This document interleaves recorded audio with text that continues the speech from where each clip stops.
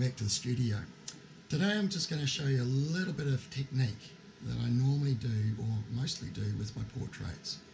I've got this private commission here on a certain subject. I can't say who the subject is, but what I'm going to show you is just a little bit of the technique that I use on the colorization around the face.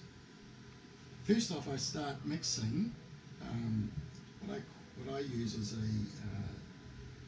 it's liquid based. It's called Rapid, and what that does is it just makes the paint very translucent.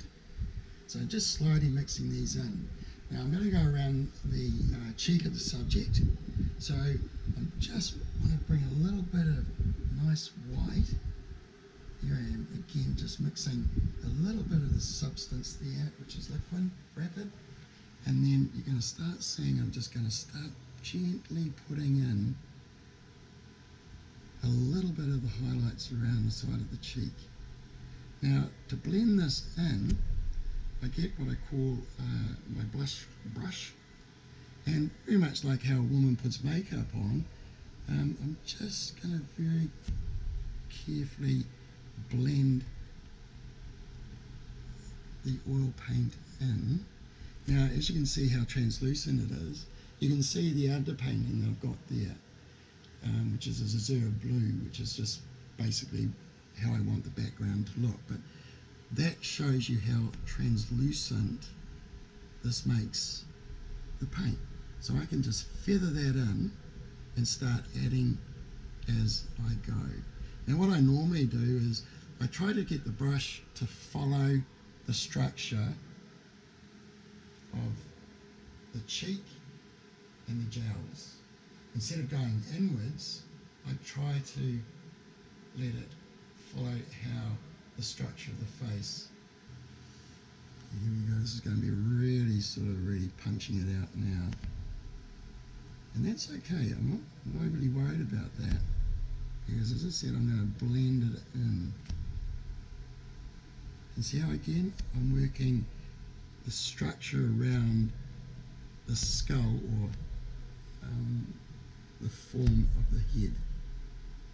Okay, now I'm going to get my feathering brush and just very lightly starting to move that around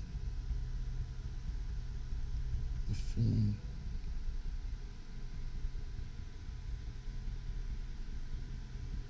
Now around this part of the head, the skin is actually very light, very thin.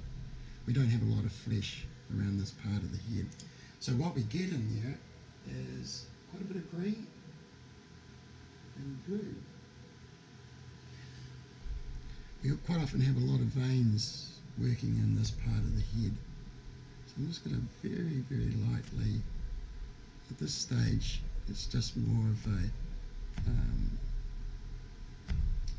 reminder for me about where that light's hitting and where that vein is going to be a little bit more noticeable. So we've got the light coming in from this angle, so this part of the head is just a little bit darker. So as we work in, we've got to have a little bit of shadow line on that vein. This will actually, when the painting is finished, will be hardly noticeable, but I've just got to put it in at this stage so I know at the latter part of the painting where everything is sitting.